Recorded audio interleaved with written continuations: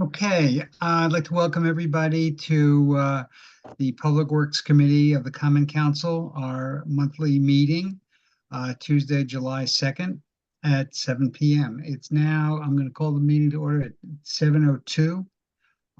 Roll call. I see we have Councilperson Barbara Smith, Melissa Murray, Heather Dunn, and Darlene Young. So we have a quorum. The first order of business is we have a public hearing to address some temporary construction easements. And we will ask public, all parties interested in the following. And I'm going to, and also let's please note that Nora Najelski-Eichner has also joined the meeting.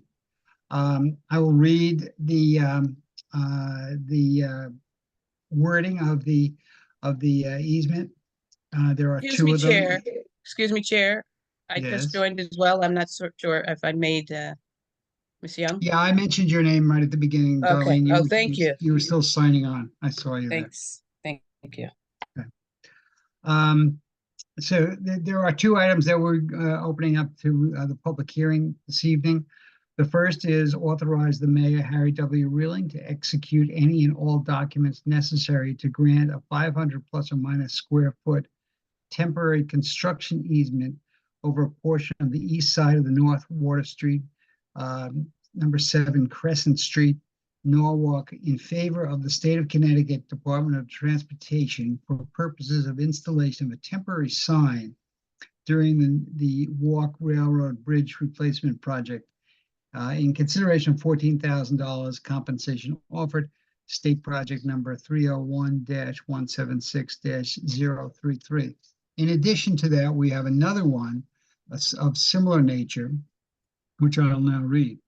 Authorize the mayor, Harry W. Reeling, to execute any and all documents necessary to grant a 500 plus or minus square foot temporary construction easement over a portion of 10 Water Street, Norwalk, in favor of the State of Connecticut Department of Transportation for purposes of installation of a temporary sign during the Walk Railroad Bridge Replacement Project in consideration of $17,000. Compensation offered, state project number 301-176-021C. Do we have anybody that if members of the public that would like to offer their comments on these two items? We have nobody that is raising their hand. Okay, since this is a public hearing, we'll just give it a minute or two.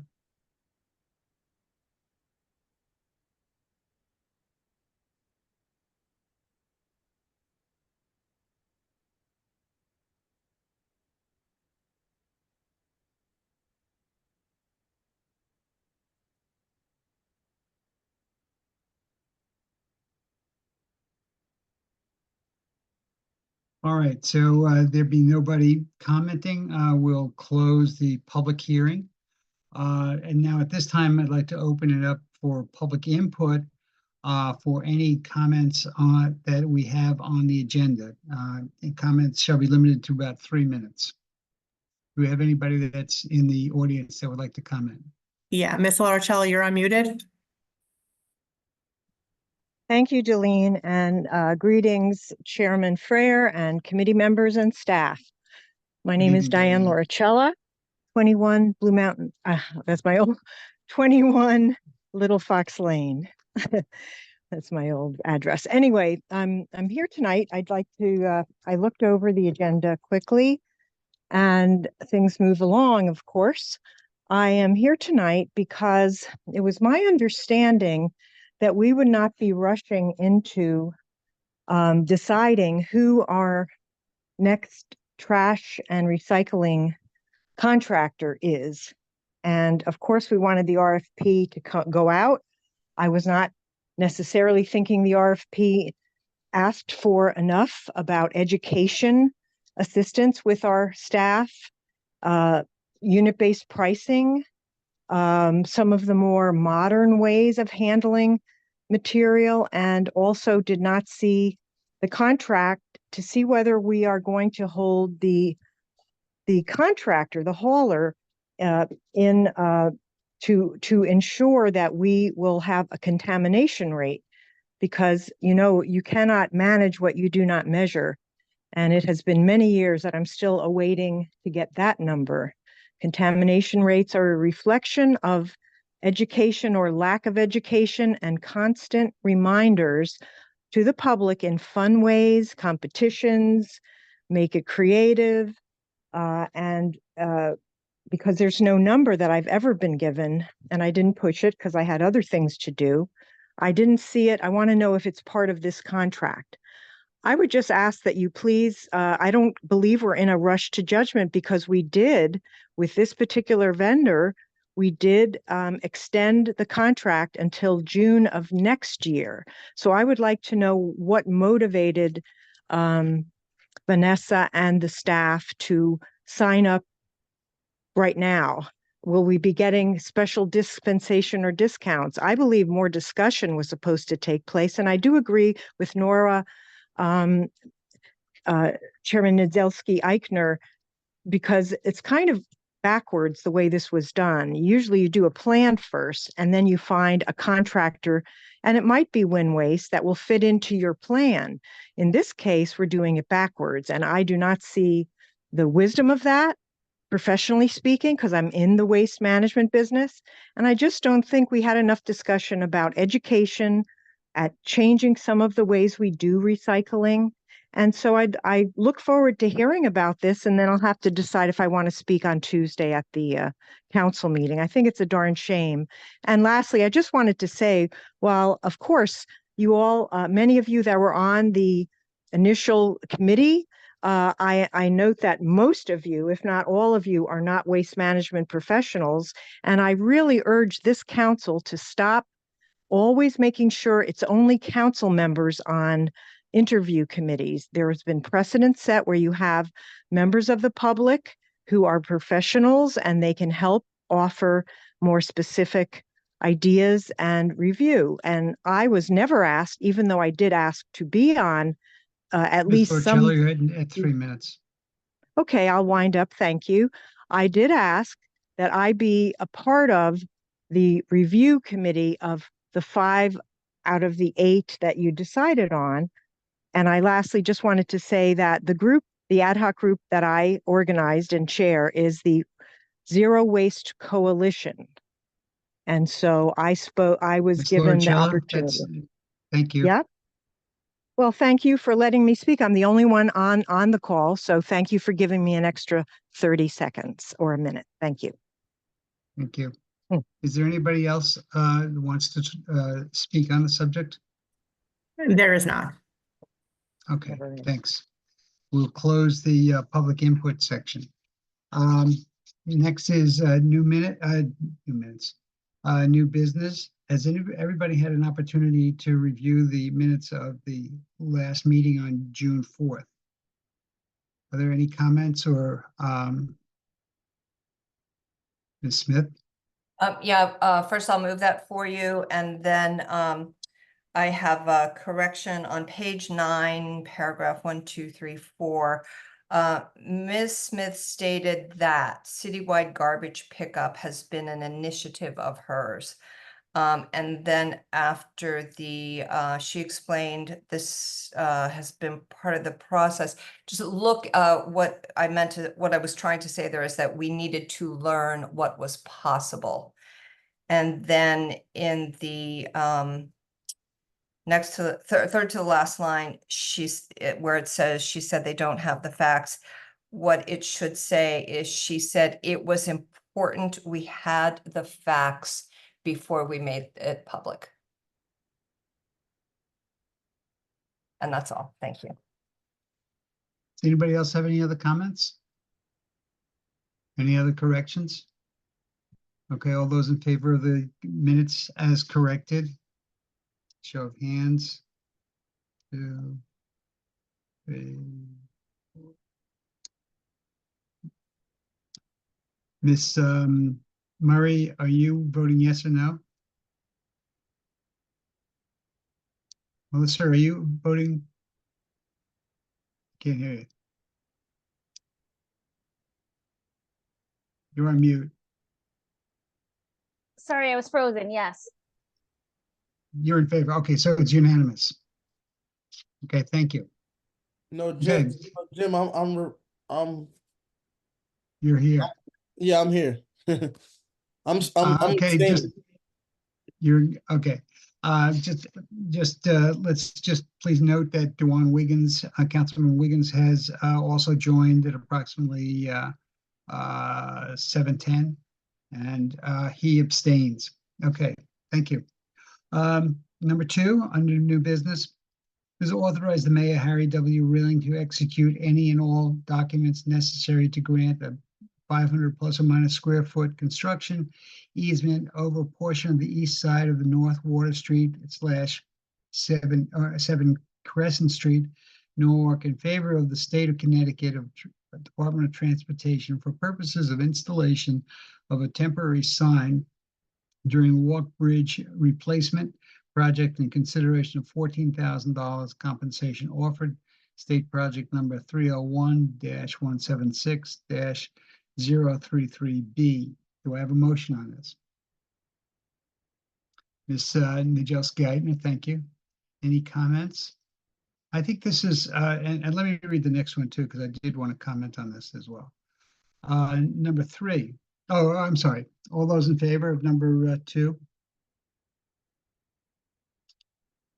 Looks unanimous. Mr.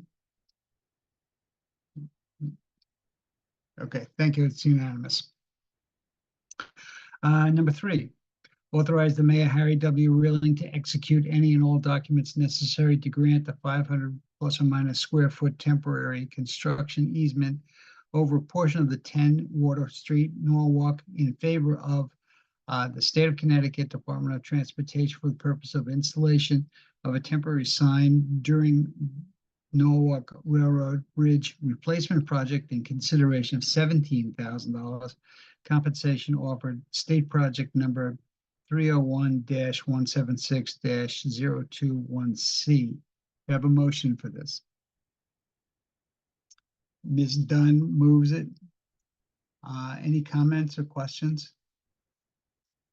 I'd like to just say for both number 2 and number 3, this doesn't seem like a lot of money, but I think it shows good leadership on the part of the Department of Public Works to go after the state.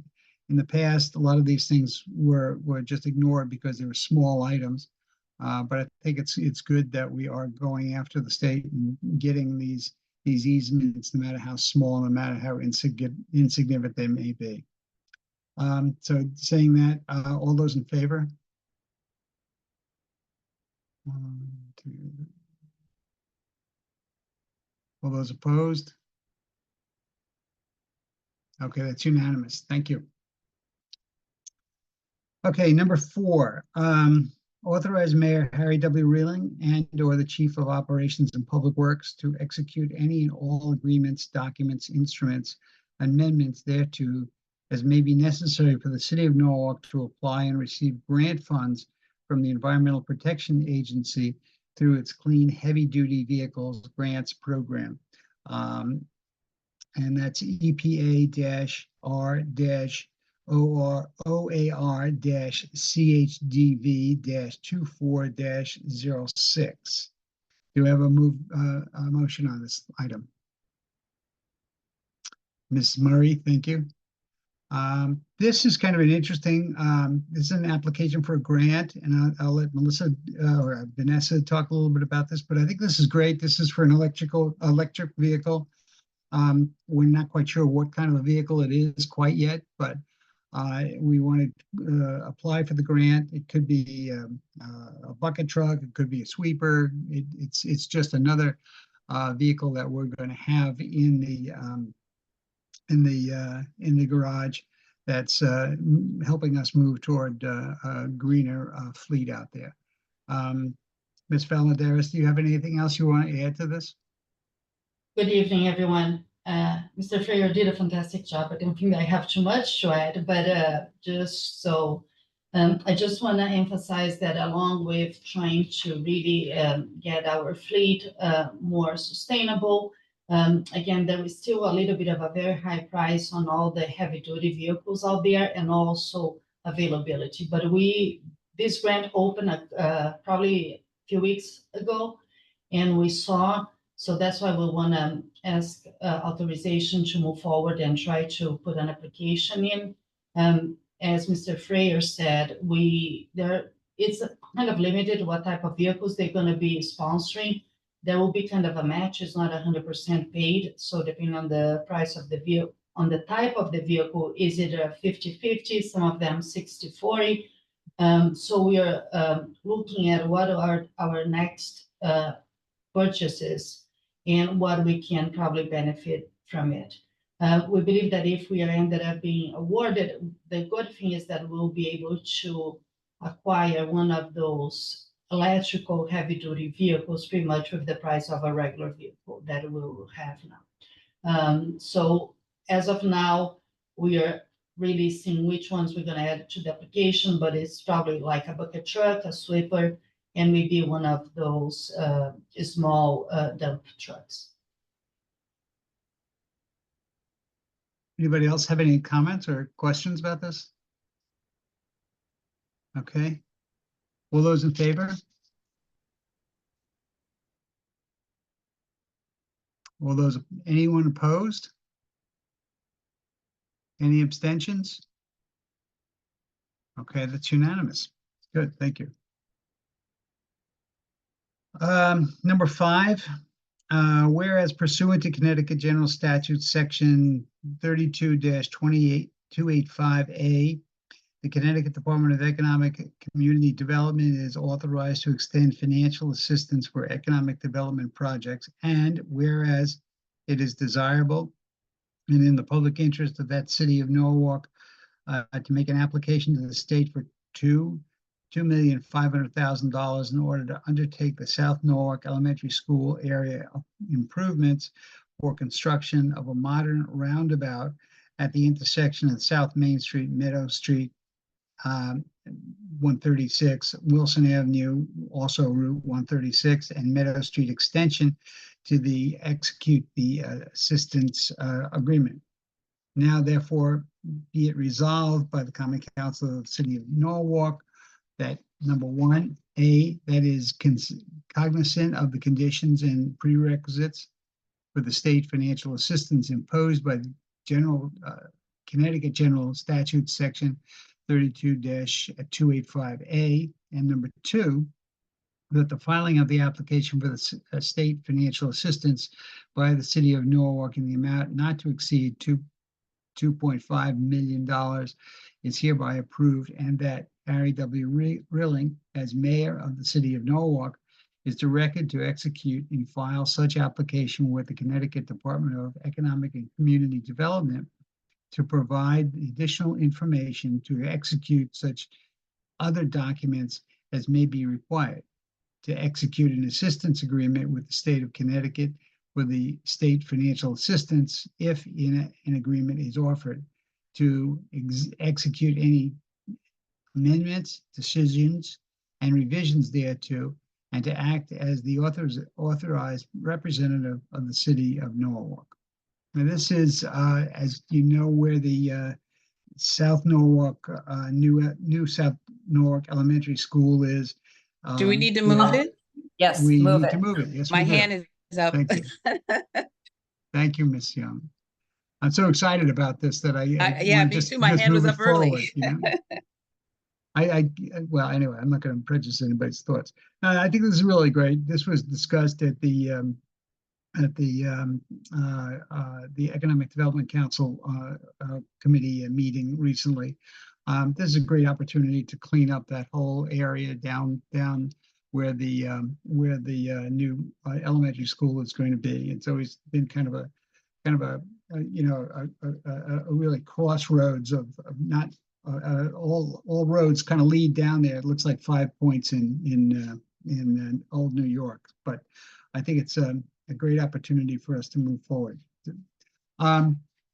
Ms. Valadares, do you have anything you want to comment on this?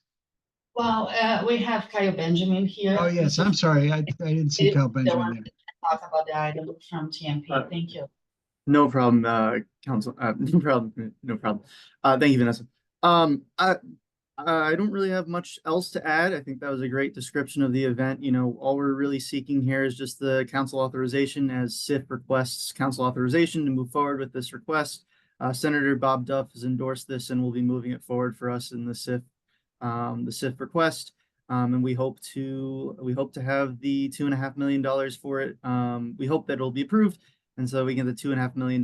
We think that a roundabout will be a perfect solution in this area, especially with the issues in both traffic crashes and pedestrian safety, especially with the school going there, as well as allowing for trucks and buses and the many types of vehicles that are going to be going through that intersection.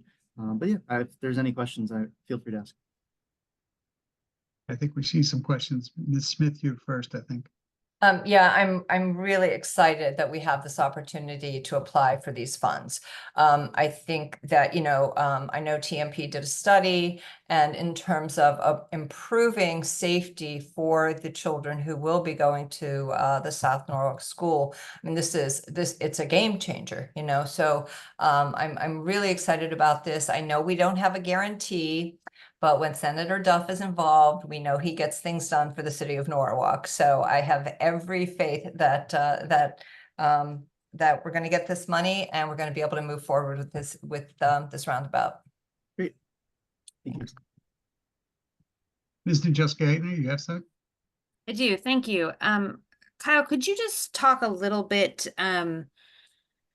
about how crosswalks are done on roundabouts? Because I think that is obviously the key safety issue, and I think it'd be helpful for folks to be able to visualize kind of how the crosswalks work with that.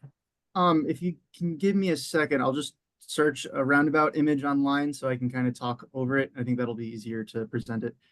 Okay, thank you. Of course.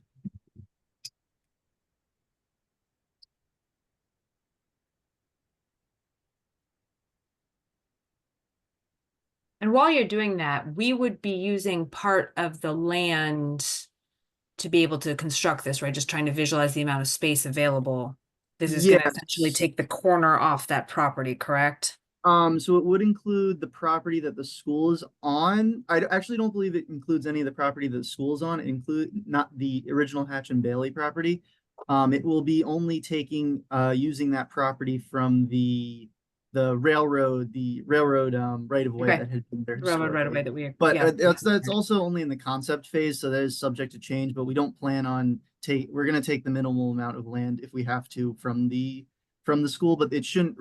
The school was already designed. The school parking lot area was already designed in a way that would accommodate a roundabout being there, so it should not be a problem. Okay. Can everyone see my screen? Yes. Sorry, just changed the photo I was looking at. Let me just open it, make it a little bigger.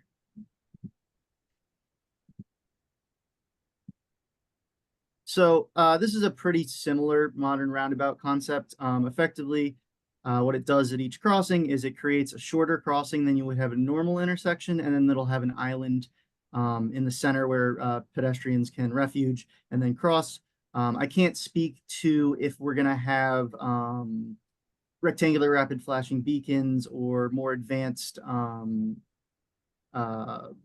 pedestrian signals and buttons at this roundabout, just because we're not there in the design phase. If it warrants it, we definitely will. Being near a school, I'm sure it could. But the whole concept of a roundabout basically is because of this deflection caused by this curve, it forces you to slow down as you enter the roundabout, which, as you slow down generally, it'll cause less, not only will it cause less accidents because you have more time to react and more time to hit your brakes because you're slowed down, but also the accidents that will occur are going to be side swipes and minor fender benders overall between cars, which are generally safer, as well as, again, we hope not, but if there were one pedestrian, it would be at slower speeds and, just at speeds of 10 miles per hour to 20 miles per hour are much more safer than a crash at 30 or 40 or 50 miles per hour. So I hope that answers your question. If you have any more, though, I can follow up on that. No, thank you. That's a helpful chance to sort of visualize how that might look at that intersection. I'll look forward to seeing the full plans. Hopefully, as Barbara says, we have great faith in our state delegation, and Senator Duff has certainly been helpful. So fingers crossed. And just, Kyle, just looking at that, and I'm sure, you know, we've considered all types of vehicles, but we have a considerable number of tractor trailers that come up and down that street as well. Mhm. And, So and, the- and, I'm yeah, sorry, go ahead. go ahead. So the concept roundabout, which I do apologize, I don't have in front of me, has already taken into account that we will have trucks and buses going through this area, so it will take that into account. If I go back here, if you can see my screen with this other roundabout here, see this brick apron here.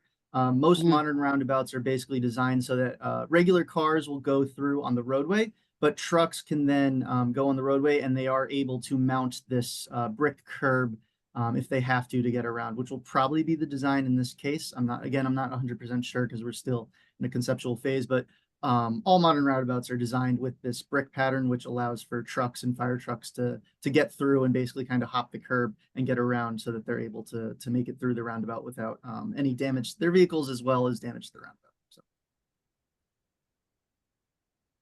Okay. Is that because of the turning radius of the trucks or sometimes tighter than an automobile would be? Yeah, so they're not necessarily tighter, they're more wide, which is why they Yeah. need basically if you have if you Needs see this more corner space. here, yeah, a car can kind of just go like that while a truck Yeah. kind of needs to go around basically. So that so basically what it does is the truck's forward tires will be able to stay in the roadway, but the trailer kind of drag and then go over the it doesn't drag, but wheels itself over Yeah, the brick pattern there. So that's why those, if you see any modern roundabouts, I'm sure there's ones in Connecticut that have the example, they'll have this brick pattern that trucks are that's designed for trucks to go over.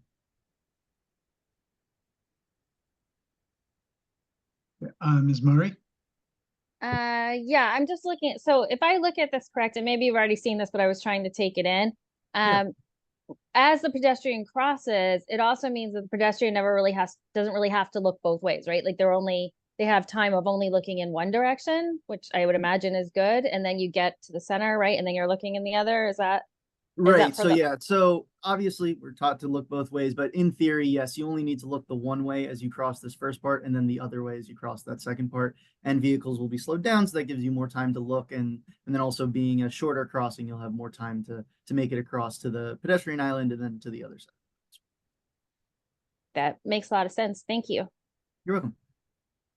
And this also makes the traffic move faster or more efficiently through the intersection, doesn't it? Yes. I mean, yes. you Because get more traffic in less time rather than Yes. waiting for lights all the time. Yeah, these roadways are honestly perfect for a roundabout. It has that traffic threshold that is a little too much for an always stop, but a little too less for truly to justify building a traffic signal here. But it has the perfect amount that the amount of traffic going through here since it doesn't stop, it's more efficient, but it does slow down. So it's kind of a hard concept to get around, but it is more efficient for traffic in the long term than having a signal or stop or always stop there, especially the current iteration of the always stop. So. Right. Anybody else have any other questions?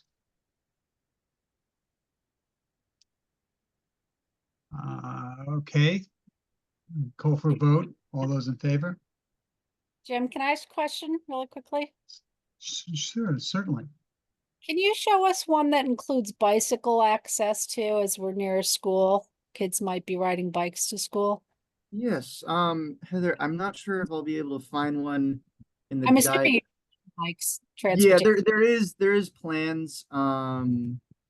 There is plans that have one. Generally, what happens is they either do this, which is sharrowed into the roadway, and that's if you slow down the traffic, or there's other concepts, which this is a more advanced concept, but basically the bike lane kind of separates from the road and matches with the sidewalk. And it kind of goes separated with the sidewalk, and you kind of create a more wide sidewalk with ramps than with separate ramps that the bikes can take. I don't know what our plan is because we're still in the concept phase, but we will definitely take that into account if we can fit it. And I'm sure, honestly, I think we have the space to fit it in this one. So we'll take a look at that for sure. Either that, I guess you put on the sidewalks, or something. Right. So there is in the design guides for cycling, there is you can design to merge with the sidewalk. The bicyclists would just have to dismount and walk their bikes around through the crosswalks and the area around the sidewalk and then remerge into traffic. So Sounds good, thanks. you're welcome. Ms. Murray, you have a comment? Yeah, I just wanted one more question. And if you've already said, I'm sorry, but I was trying to orient myself in all this. No problem. Emergency access vehicles, fire trucks. I mean, they're Right. going to slow down through this too, or is it designed where it's chosen that it wouldn't be a street that would be an emergency? That's not how the emergency responders would get to that area. How does Right. that work? Right. So same concept as before with the tractor trailers.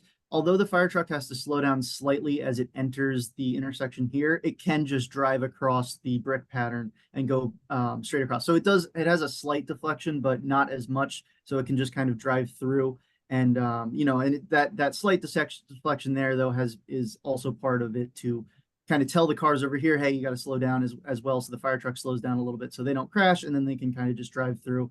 I don't have any information on whether there's been issues with that in the past, but seeing as roundabouts like this have been accepted by the national standards, I assume that they've done their research into whether that's a problem or not. So of That makes sense. Thank you so much. course. Because we do have a fire station on Meadow Street that Right. is constantly going through that.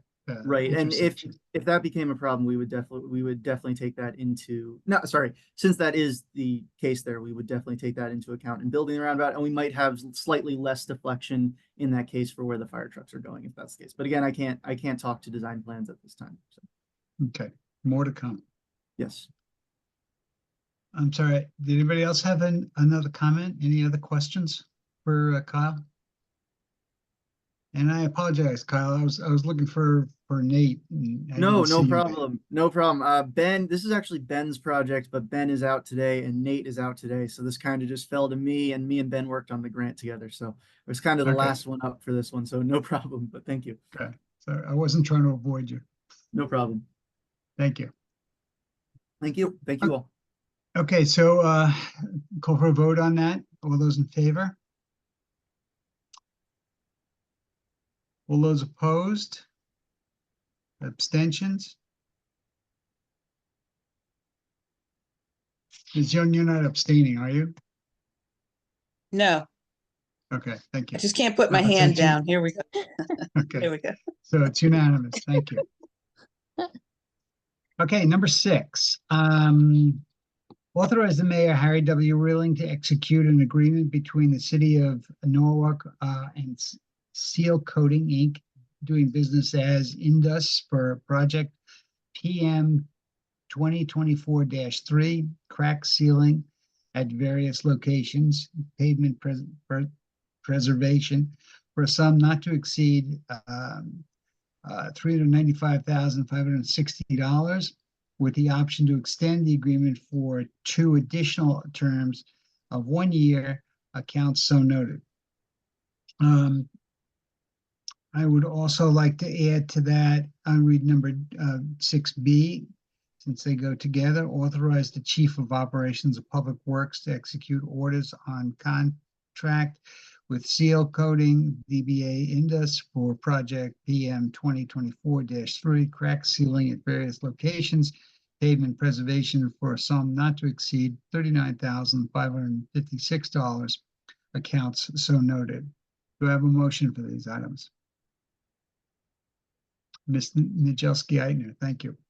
This is, I'm going to turn this over to Mr. Meehan. I think this is kind of fascinating. I was always curious about all of that, those lines that are going all over the road on some of our roads, and find out now that we can add up to maybe 3 to 5 years life to some of the roads because of those things. So, Mr. Meehan, do you want to comment on that?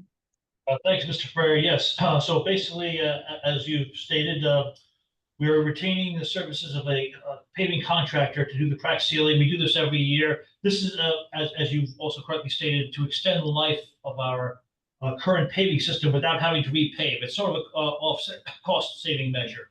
This by placing down the crack sealing over particular areas, you're not going to resolve that issue there, but you can prevent it from the cracking from expanding into other areas. So, which does retain the life of paving, can be up to your point, 3 to 5 years for that. It's not a permanent solution, but it's something that helps us offset the course of the cost of the actual repaving each year. So by doing this, we tend to do this on some of the smaller roads. We do this at our own discretion as the areas that don't obtain any other issues that are happening in the area, such as drainage and whatnot. And this helps us out a lot, and we use as our discretion. So. Thanks. Any, Ms. Smith? I'm chuckling here because I'm having a personal experience, which is that my husband has been doing this exact thing on our driveway for almost 15 years, I think. We are so long past. We're so long past the sealing stage that, yeah. Anyway, it certainly does extend the life of the road. I'm sure it's cheaper than having to repave your driveway as well. It's to the same extent. That's why most homeowners do it for this very same reason. Are there any other questions and comments? Okay, Ms. Najolski. Just very quickly, I did notice this was a single bidder. I'm assuming this is a relatively specialized service, or is there any reason we should be concerned about having only a single bid on it? No, this tends to be, you see the price of this. Most of our paving contracts tend to be over $1 billion. So this one tends to be something that it's relatively small contractors tend to go for these things. Why? Because most of the other ones are busy with larger scale projects. That's where most of the work is accounted for. So we advertise this absolutely every year unless we extend the particular life. But this particular company has done work for us before, and they've done a good job. So many of the companies, it is a relatively simple procedure to the point that some of them, perhaps they just don't, I don't want to speak for the contractors themselves. They're capable of doing it. It's not a serious specialization one, but it could be that just too small for the larger companies to deal with. Okay. Thank you. Appreciate that. It would seem to me that it wouldn't be a very profitable process, since you've got to go over that whole road. It might be almost more economical to pave the whole road as opposed to put filled all the minute cracks on it. I don't want to speak for the contractors, but this does tend to be smaller cost associated with this. So it could be to that, but again. Okay. Can I just ask too, Yeah, Ms. and Young? Barbara or Vanessa, I think at one point too, we were talking about how do we engage the smaller contractors, right? Businesses too, just for that reason, because the larger ones tended not to want to do the job because of the size. So I think this was our way too of kind of reaching out and providing opportunities for the smaller contractors.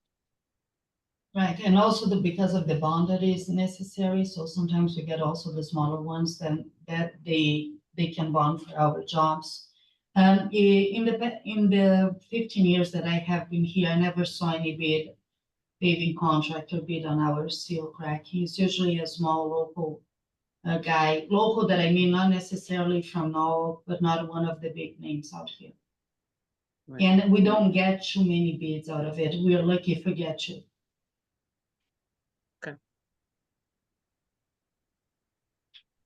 Any other questions? Okay. All those in favor?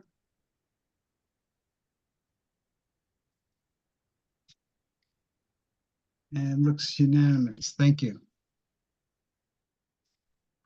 Okay, number 7, authorize the mayor, Harry W. Rilling, to execute a contract with City Carting LLC / Win Waste Innovations Holding Inc. Wind Waste for solid waste recycling bulk items and yard waste collection, processing, and revenue sharing. Paren the services, close paren, as applicable, initial contract term of 7 years with one option to extend for a period of 3 years, cost not to exceed fees for such services as bid by Wind Waste and its proposal dated June 16th, 2024. In response to RFP 4375, residential solid waste recycling collection services, transfer station operations, project number 4375 dated May 24th, 2024, and addendums subsequently issued thereto. Accounts so noted. We talked about this in the past. I think we've had the advisory committee that has looked over this. I'll move that item this- for you. I'll move that. Okay, thank you. I think that also, I know that Ms. Valadares included a 2-page memorandum in the backup to the agenda, which pretty much goes through the process, the thinking process that went into the selection of Wind Waste. And I'll just ask her to not to read the whole thing, but maybe she could just summarize some of that for us. Thank you. So as I did the presentation in our last committee, last meeting, we ended up issuing this RFP that we worked for a good 6 to 7 months to put it together. One of the challenges was really to first understand exactly what we had under the actual contract, and what will be the other options that we could include on the new one.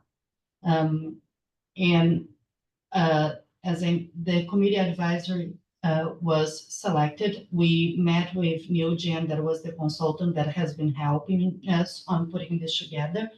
And we ended up issuing the RFP end of May. We got a lot of questions related to the RFP, which show us that there was definitely a lot of companies looking into it. And we ended up receiving the response, particularly for the collection system. We only received one. For the transfer station that I will address on the other item, we received 2.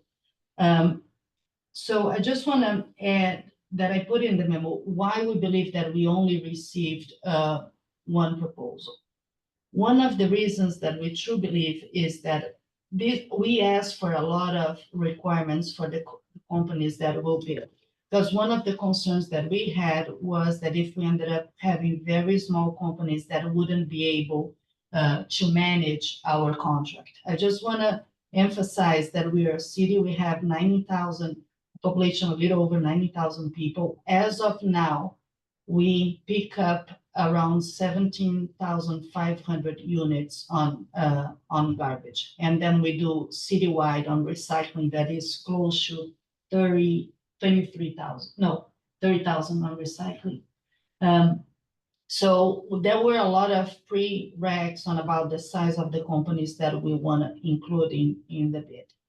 Another factor that we believe that contributed is that all the recycle is not brought to our transfer station. It has to be hauled to a disposal center, a facility center. And Wind Waste, City Carting, they do have one of those transfer centers in Stanford.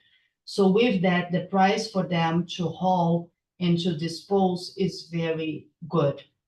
Some of the other big companies, they would have to probably bring it to Bridgeport or even other municipalities that may be a little bit further down and may add a lot with trucking, gas, and the hauling cost. Also, trucking could be an issue. We believe that also Wind Waste, they already have the fleet in place, right? They are the ones that have been serving us for many, many years. The new vendor would probably need to buy some extra trucks, and maybe the timing wouldn't be ideal for them. And that's the reason why we put this package so early, because we, in case we needed to have a new company coming in, and we were really concerned about how much long would take them to get the trucks if needed. So we ended up getting the response. I just want to add to it that based on the comments that we received at the beginning of the meeting, the RFP that I add the link into my memo, if you guys have a chance to read it, we have over like 90 pages of the RFP. And some of the concerns that was brought by Mrs. Lauricella was actually, it is part of the RFP. You know, there is a clause about the contamination. There is also a clause about the public outreach that needs to be done. And all that was addressed into the package. And the good thing is that Win Waste really submit a very, very solid proposal. So I'm not even mentioning about the price. I'm really mentioning that they were able, they submit to us over 300 pages of a response. And they really address everything. They came up what will be their trucking plan, the routes, how they want to really transition. So they are treating this very serious and kind of really understanding it's a very new contract. There is a lot of things that will start on this contract that is not part of what we are doing now. There are few changes. Another part that I really want to emphasize is that with this RFP, the city will have the opportunity to change the way that we're going to be collecting solid waste in the future. So this will give us an opportunity to see how we can make it not only more efficient, and I'll say efficient because we can use now the single arm trucks, and that's why we're changing everything to carts. And we could see right away decrease in the price because they are already proposing 2 of these trucks in the routes. So that will alleviate the amount of men driving in the back of the truck that has been increasing a lot, workers' comp and insurance. And also we can, in the future, see how we can charge the residents about it.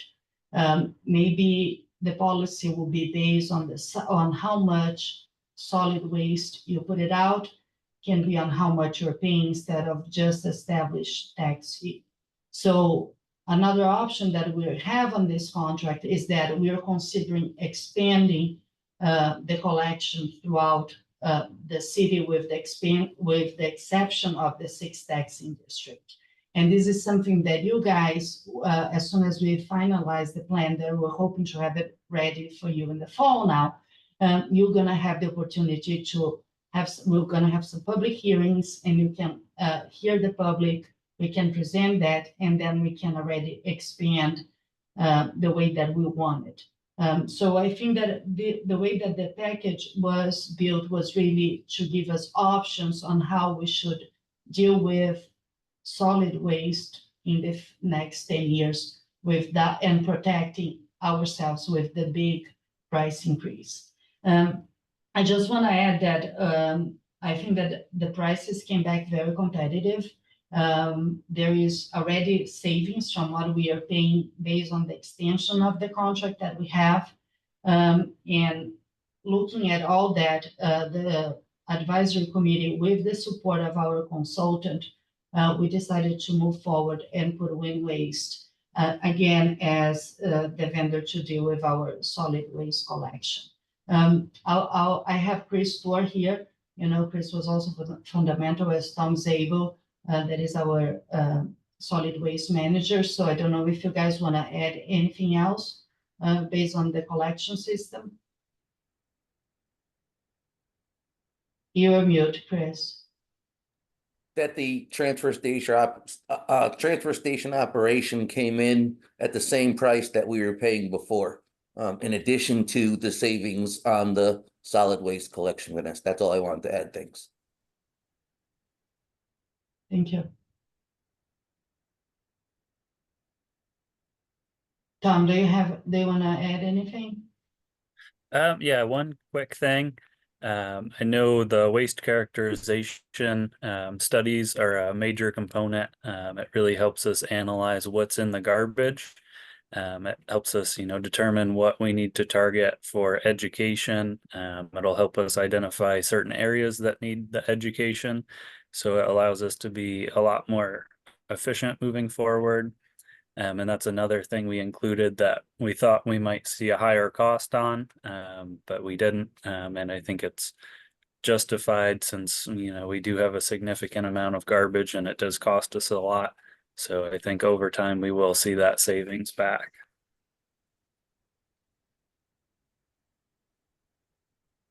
Does anybody have any other questions? Ms. Nadjelski? Thank you, Mr. Farrer. Trying to lower my hand and muted myself instead. I don't actually have any questions. I just want to explain why I will be a no vote on this RFP. And, it is not out of any disrespect for the enormous amount of work that, Vanessa, you and Tom and Chris and others have done. But I do feel like this process should have been discussed more substantially in committee at several earlier points. I think that this is the kind of large scale contract, particularly when we're talking about a 7-year contract, where there needs to be some significant public conversation beforehand. And again, I very much understand factors you were concerned about. I understand, a number of the issues that you raised about this last time. But this is the purpose of a committee like this, is to allow the public to understand some of the thinking that goes into these kinds of decisions and structures. And I do think that a number of these issues would have benefited from some public conversation before we went down any of these roads. And, again, I recognize that there are decisions still coming up. But I think that having had earlier conversation about them would have led people to be more prepared, would allowed us to have gotten more input from the public, and really potentially could have shaped, how we approach some of these issues. I am disappointed that we only got a single bid. It's no knock on Wind Waste, and I'm very pleased to hear how pleased you are with the bid that they put in. But again, I think it's one of those issues where retrospectively, we now see reasons that we only got one bid, and it's a valid question as to whether, those kinds of things that you perceive as potentially barriers were in fact things then that there was a certainty that we needed to pursue. And again, we may have decided as such had we had time to all discuss it, but to not have discussed it and then be presented with a situation where we're looking at a sole source bid for something this substantial for the city is, to me, disappointing. I would have felt much more comfortable about having a single bidder if in fact we all had agreed that these criteria were sort of key to the process before that bid went out. So unfortunately, I will be a no vote on this item. And I'm happy to discuss that, further with anyone. I recognize that the price does seem very good, and that is a very positive reason for taking this contract. But process matters, and it is important that the city feel like it is included, that our residents have an opportunity to review major city services before long-term commitments are made, and that this committee and this council have an opportunity to weigh in on significant city investments, and also to really honor when we tell people that we're going to have some process and some conversation about something. To do that, I think, is an important part of our commitment as well. Thank you. Any other comments, questions? Ms. Smith? Vanessa and Chris, I would like you to please address your satisfaction or lack thereof with Wind Waste. I know that, I have heard you say that you've been very pleased with them and you don't get many complaints. So I'd just like you to address that, if you don't mind. Sure. And again, and I'll also pass to Chris and Tom to complete. To be honest, it is one of the areas under my whole public works umbrella that I really get compliments instead of complaints. We know that public works live on complaints. We get the calls about the potholes, the drainage and all that. But usually once in a while we get compliments, and most of the time, all the time is at the transfer station with all the people that work there. It's very common that we get a lot of compliments with their work there. But if you think about it, we're picking up garbage every single day of the week, Monday through Friday. So, and the amount of complaints, missed stops, or something is very minimal. All those calls do not go to wind waste. And we even did not change that in this RFP. We want to know if whoever is providing us the service is doing a good job. So customer service get those calls. We do have a list of if there was a missed stop, if they were late and all that. And overall, with the type of work, we do not get that many. And if we do, Tom usually is the one that gets copy right away. He calls, and within hours, things got resolved. And usually, you know, it happens, right? Sometimes they broke one of their own, a bin, a trash bin that was in a resident. And they didn't pick up all the garbage because sometimes they pile everything out of the trash. But even sometimes when there are things that they are not even supposed to be doing, they usually take care of our residents. So I have to say, overall, I personally think it's really a pleasure to work with them. And I think that they are so committed to continue working with us, and it shows on the type of RFP that they submitted. Throughout, we always see that sometimes when people that have been working with the city for many years, when they gonna apply to renew something, or if it is something new that they are rebidding, they usually don't put much effort on their submittals because they assume that we already know who they are, right? But and that's why I think that the whole committee here was surprised on the effort that they put in on it. So that I think that I answered your question, Barbara, but I would like to also that Chris and Tom add a little bit to that because they are the ones that deal with them on a daily basis. Hi, Barbara. To answer your question a little bit more, we are their largest municipal client in this area. And they treat us that way. One of the other things is in the 20 years they've been doing our garbage and recycling, they have never charged us, or 15, however long they were doing it, they've never charged us for a replacement toter bin for recycling. To any new resident or a replacement or a broken toter, we have never gotten one bill ever from them for that. The complaints go directly to the mayor's office, and there is a clause in the contract that if they get so many complaints, we can withhold money from them, and we've never done that. So they also added another employee at the transfer station as part of their bid, which was great for helping people on top with food composting and textile recycling and all the stuff that goes on top of the transfer station, not actually on the transfer station floor. So, you know, they participate in Public Works Day from its very first one, and they participate in Earth Day, and honestly, they participate in anything we ask them to do. This 4th of July, they have a staff member coming into the transfer station on a holiday because we have to dump the 3rd of July garbage from the fireworks event. So it's little things like that they do that I wish that you guys all got to see on a daily basis like we do. Thank you, Chris. Tom, do you mind explain a little bit about us when we get some of the complaints and how they are and how they handle? Yeah, so I think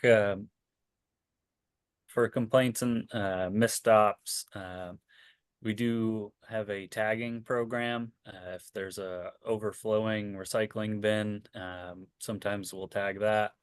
If there's a massive pile of bags on the sidewalk, we'll tag that and make sure it gets addressed promptly.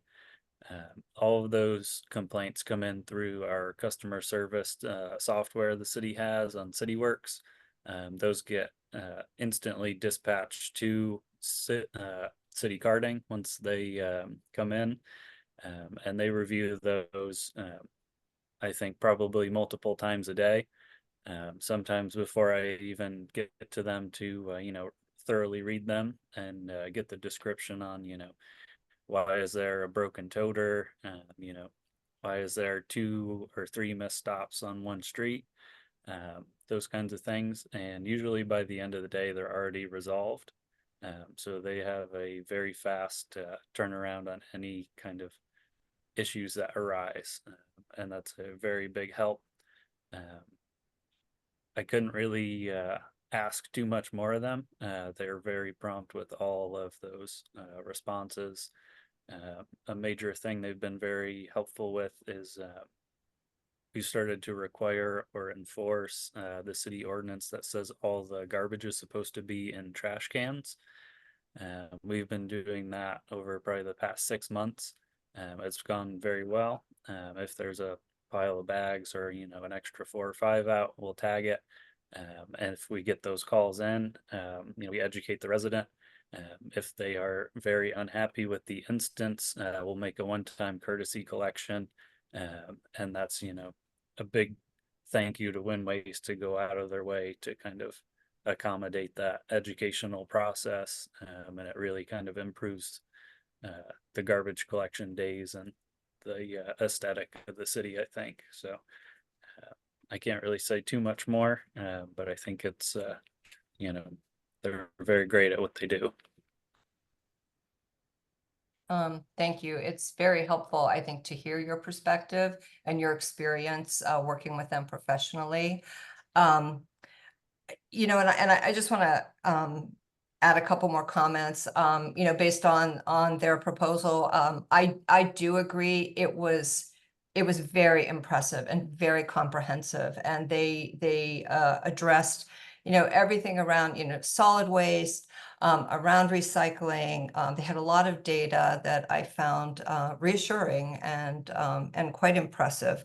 You know, and I just want to add, you know, Ms. Najelski-Eichner, I respect your perspective, absolutely. Mine is different. You know, I feel like, you know, when we're looking at potential changes to the way we do things in the city of Norwalk, we want to make sure that we flesh out some things. You know, I think sometimes if we start talking about things publicly that we're really not ready, we don't have all the facts, we don't have best practices, it creates fear and confusion. And I think that, you know, we want to get some of those things, you know, like looked at before we, you know, make it public, make it ready for prime time. I know I said this in the last meeting as well. But, you know, now we're at a place where, okay, now we can start to, you know, have the public hearings and hear from the public, surveys about, you know, what they're comfortable with, how, you know, put out what some of the changes that we're looking for. And now we get the public feedback before we do make those changes. So I just wanted to add that. Anybody have any other questions and comments? I'd also like to add that I think that you know, this RFP was not put together, you know, solely by the Department of Public Works. The purchasing department was deeply involved in soliciting as many qualified vendors as possible. They contacted 10 of the top waste management companies in the country, as well as probably top 20 waste management companies in Connecticut. They asked them if they wanted to bid on this. I think the RFP, working with NextGen, you know, once again, we were able to engage an industry expert in the form of NextGen to come in and work on this RFP so that we could structure it so that what we're asking our vendors to do is to not only just collect our garbage and recycling on a timely basis, but also to provide us with statistics and details on how we can further improve the service and the quality and the efficiency of the whole operation. And I think when you read that 322 pages that Win Waste sent in, you see that there is a lot of information that they're going to be providing us with that will help us make more decisions to do this job even more efficiently and more economically and environmentally safer. So I really applaud the approach that Ms. Valadares and her team took on this thing was not easy. It's not, I mean, the RFP alone was almost 100 pages long. So there was a lot of hard work that went into it, but there was a lot of really forward thinking and being smart enough to identify information that we're going to get from them that we didn't have yet and that we will have in the future. So with that, I'll call for a vote. All those in favor?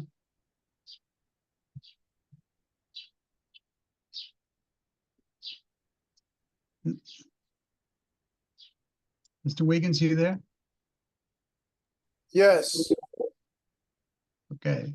not You in voted- favor. You're not in favor. Okay. So all those opposed?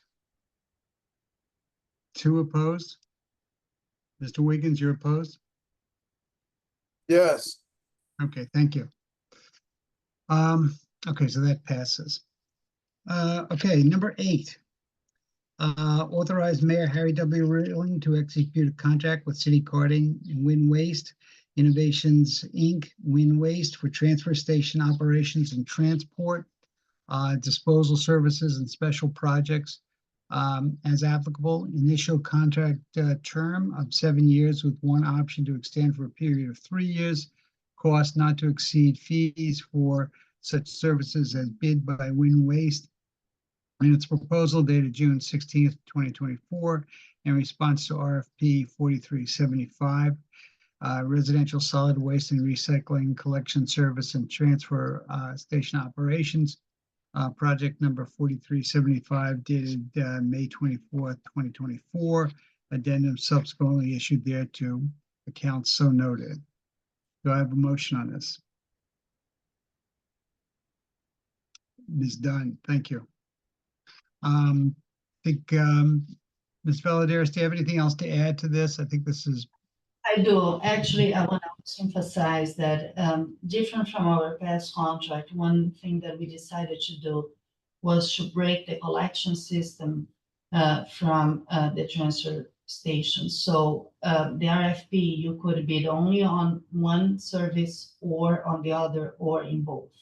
Again, to see if we could attract different companies to do the separate service, because it's not everyone that will be willing to do both. So on this one, we got one company that, and we ended up even holding a walkthrough during our bid proposal, and we have one company that also attended. So Enviro Express was the other company that submitted their price. So again, I'm not gonna, their price was higher than what Win Waste ended up submitting. As Mr. Tor said, they're submitting exactly the same fee that we're paying as of now. And with one extra man working on it. But Enviro Express really didn't put much effort on their submittal. There is still a lot of, so first I want to talk about the company. Although they seem very qualified, one thing that we noticed was that most of the contracts that they hold now, it is with smaller cities. In the past, they used around 2013, 16, they used to have bigger cities as part of their portfolio, but definitely those contracts didn't get renewed. So we saw where they have been actual contracts in place is with towns and not with cities that are much smaller size than ours. And also, again, when they submit their proposal, they didn't have a very complete response to all the items that we have asked. So there was no transition plan. They didn't really show exactly who will be the staff. He didn't assign the team that will be working here and some other things. So with that, on this one, we had a chance to compare 2 companies, and again, Win Waste was substantially more complete and with the best price. So that's why we are moving forward to also give the operation of the transfer station to them.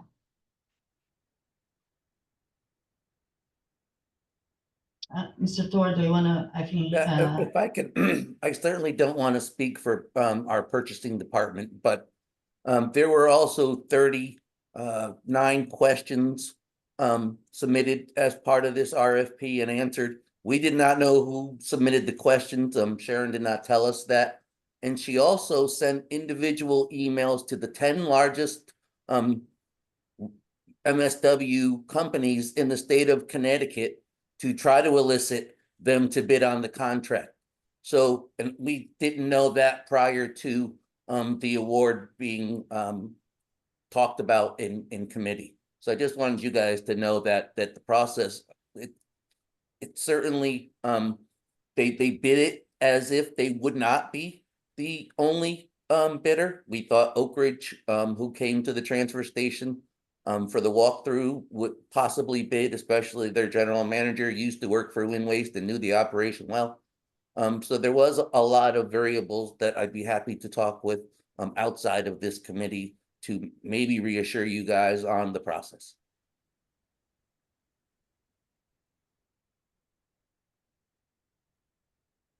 Any other comments, questions? Okay, let's call the vote. All those in favor?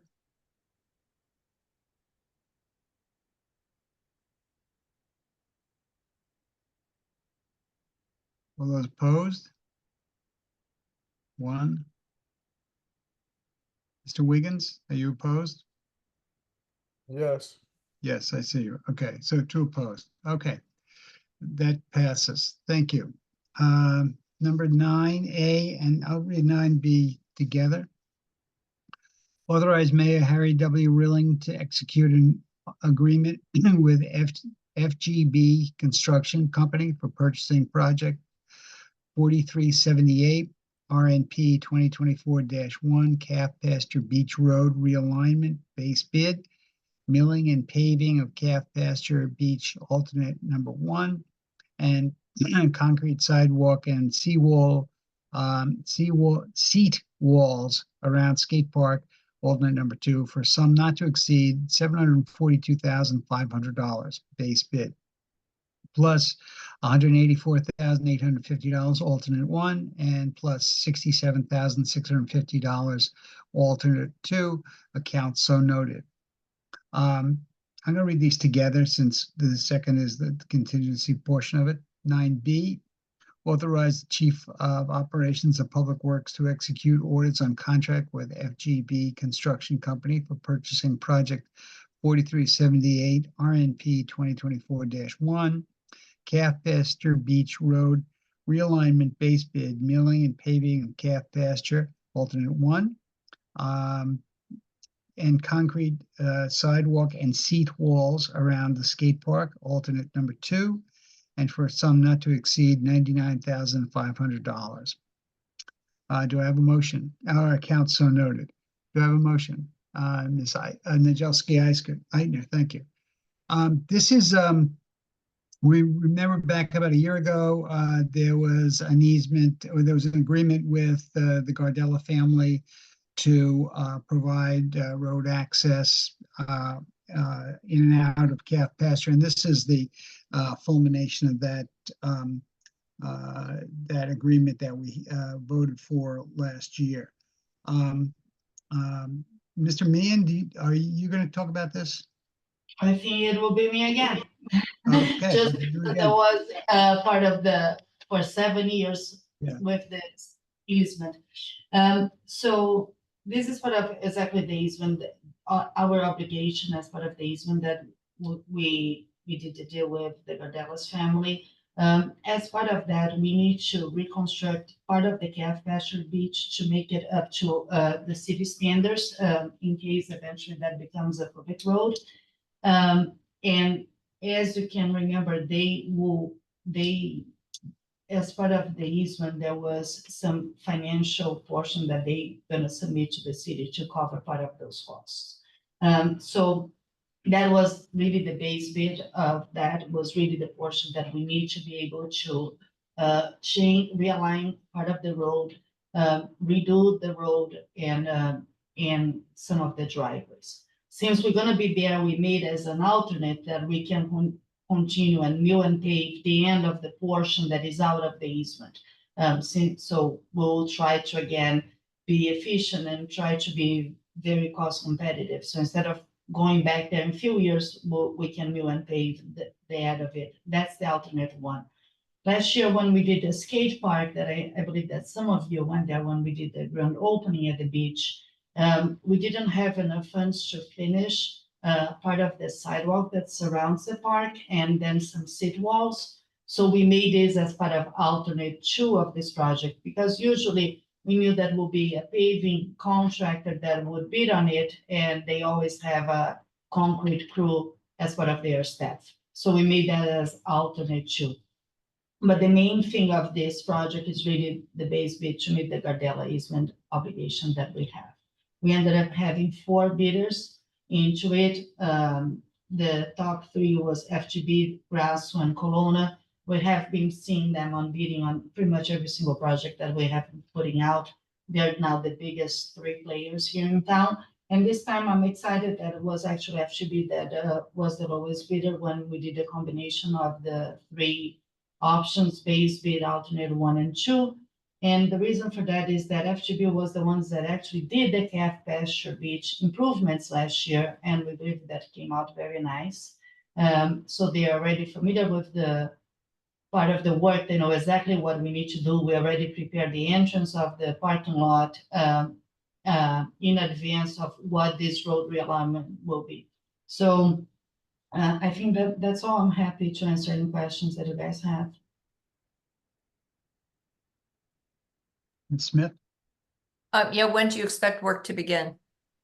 As per the RFP, we only allow them to start it the day after Labor Day, with the exception that they cannot work during the boat show, because we will have this completed before the end of the paving season. Okay. Long process. Yes. Yeah, you said 7 years. 7 years, we'll talk about that. I think that me and Ken Hughes were the ones since kind of almost day 1. Any other questions? Comments? Okay, all those in favor?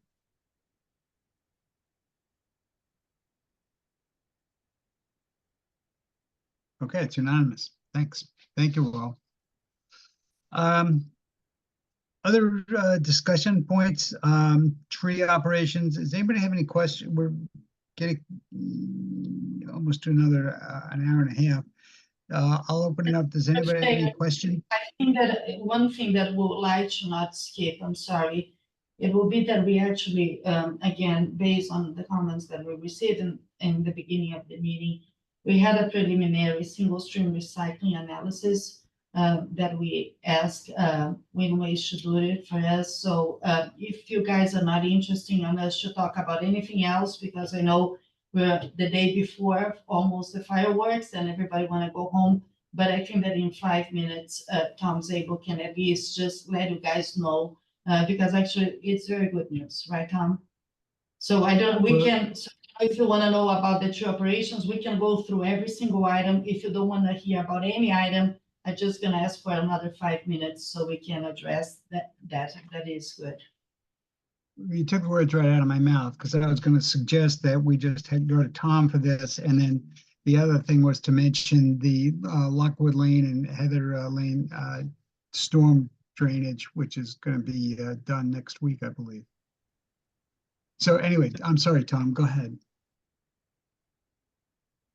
All right, so I know on the topic of kind of waste characterization, we were able to talk with Win Waste, and they said that they would be more than happy to do an analysis of what they collect in the single stream recycling throughout the city for our residential customers.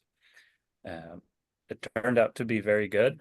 I was a little surprised myself. I think everyone, we always, driving into work, we might see a bag in the recycling.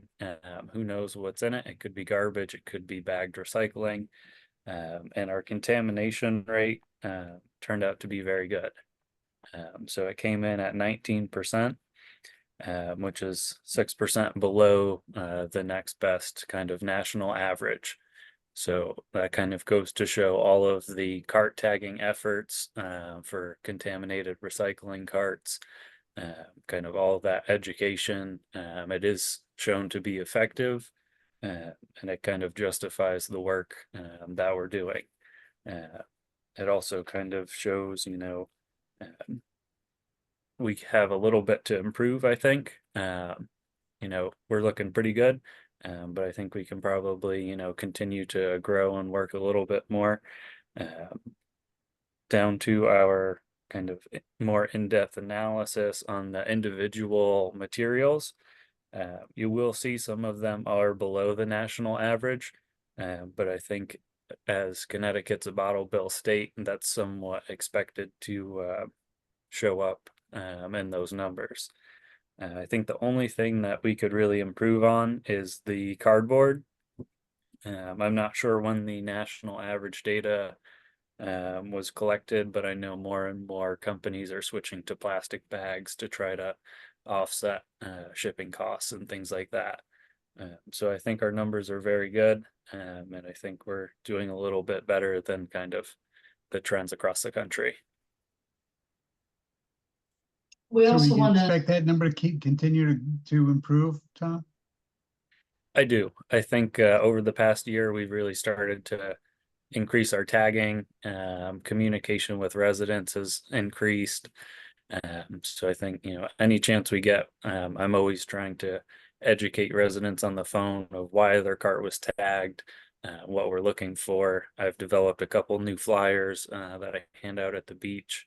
I make them available at City Hall, the yard waste site, basically anywhere we have contact with our residents. I try to make sure that recycling education is available. Great, great too. Assistant Jessica Eidner. Thank you so much. This was fascinating and very helpful. I just want to make sure I'm understanding this correctly, as this arguably possibly an ongoing debate in our house. So plastics, these categories of plastics listed here are all ones that you are collecting and should be recycled and are ones you want to see in the recycling, correct? Yes. Okay, great. And I know that there's been this move away from the numbers because the numbers are confusing and not necessarily clear, but is there sort of, is there a good graphic that we could post to remind people of kind of, what kinds of plastics are recyclable? Yep. Yeah, I'm not sure if I've got it on the city's webpage yet. I definitely have it in paper form and have been kind of handing it out. It's really kind of very basic. I know the one that we've had on the website, the what's in, what's out. It's very wordy. I don't think a lot of people read it, so I had to develop something that's easy to hand out to people. It's very simple. It's kind of focuses on bottles, tubs, and jugs, and then paper, cardboard, metal containers, and glass. Great. Yeah, that would be fabulous if I'm always happy to post that kind of thing. And like I said, there's been some debate within my own house, so I know that there is some uncertainty as to the extent of plastic recycling these days. Yep. Mr. Frey, I just want to add that, I think that the numbers, of course, are good, are not yet where we want to be. Again, our goal is always to try to operate better. We want to be the greenest city, right, in Connecticut. So there is still room for improvement.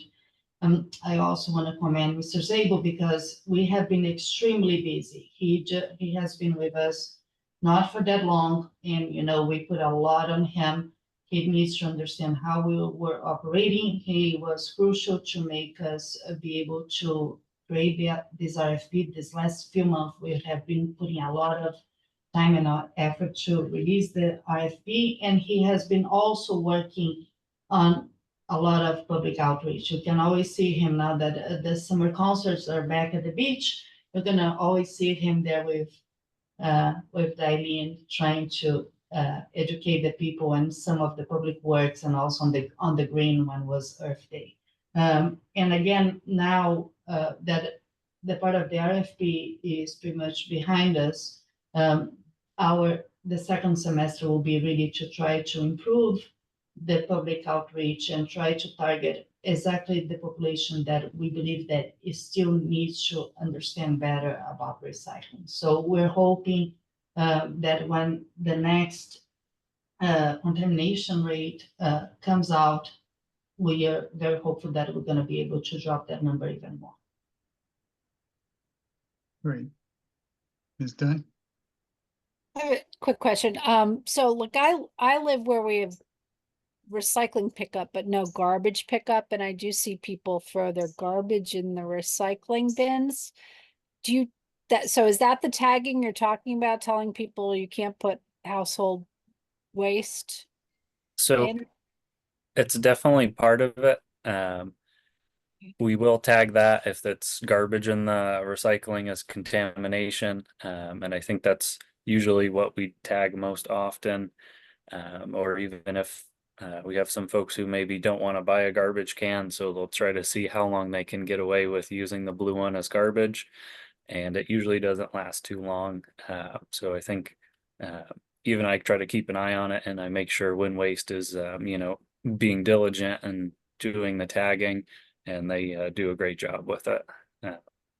So you don't need our help in any way to do that. You have it under control. So I have gotten a few calls. Some people say, their neighbors are not recycling the best. Can you send them education or give them a call or something like that? And those are always helpful. When the lids are closed and the can's going up into the truck, oftentimes it's hard to catch that. But they do have a camera in the hopper, and the drivers, it's usually the same one for the most part on the routes. So they will take that down and note it, and kind of once they see it's a reoccurring issue, they do put it on a list to make sure they check next time. No, to tell people, thank you. Yep. Ms. Smith?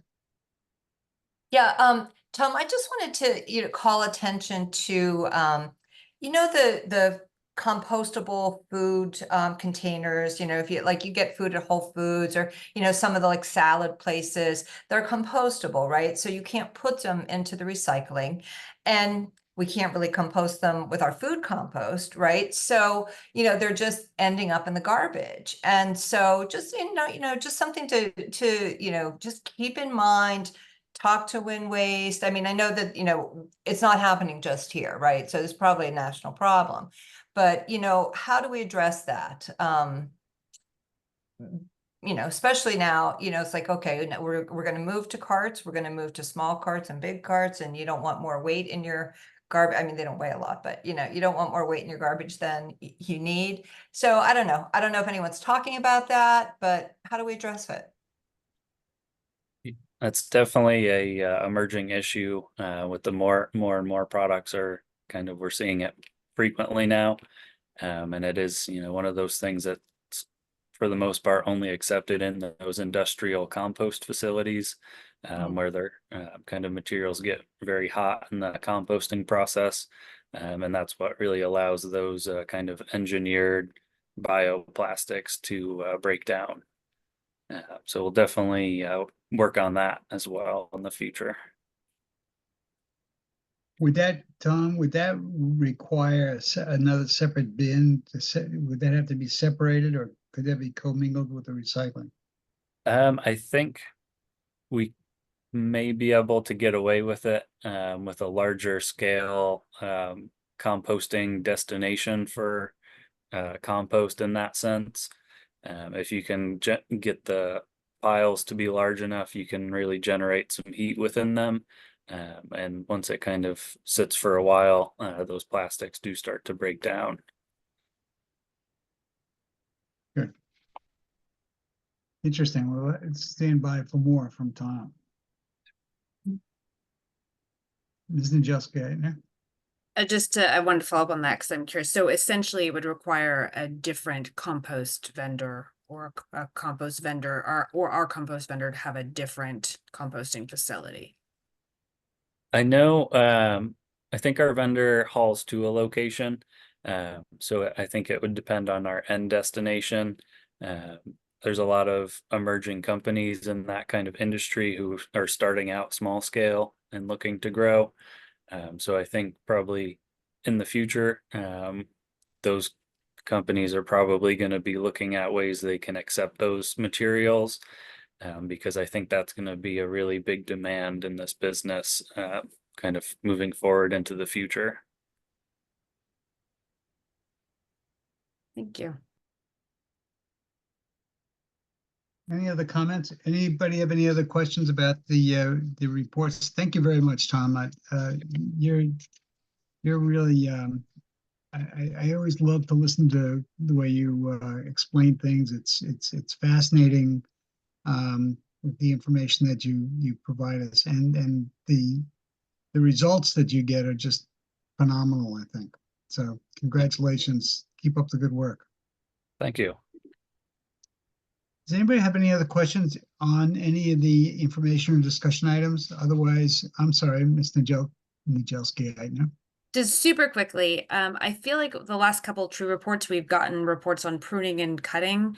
And I recognize that we don't plant in, June because it's way too hot. But I actually don't know if remember seeing a total tree planting for so far this year. Like, well, how much did we plant this spring before it got too hot? And if you don't have it offhand, that's fine. I feel like in the past we used to get some good raw numbers that were exciting to see. Yeah, this I can say is that this year since the springtime, we've planted 221 trees. And this fiscal year, we've done about 448 total, which again, for the fiscal year since last July. Awesome. That's great news. Thank you. And we are looking to do 400 more in the fall. 400 more in the fall? Awesome. That's really Awesome. exciting. That's great. I will comment one of the parks near my house. You guys planted the trees. I think it's only been 3 years, but it is literally night and day at this point how much shade they're generating, even with just a couple years growth. It's been very impressive to see. Great. Okay, is there any motion? Does anybody, Ms. Murray? Motion to adjourn. All those in favor? Thank you. Thank you very much, everybody. Thank you. Have a good night, everybody, and happy Bye. 4th of July. Yeah, have a happy, safe 4th. Thanks. I hope to see you guys at the beach for the fireworks.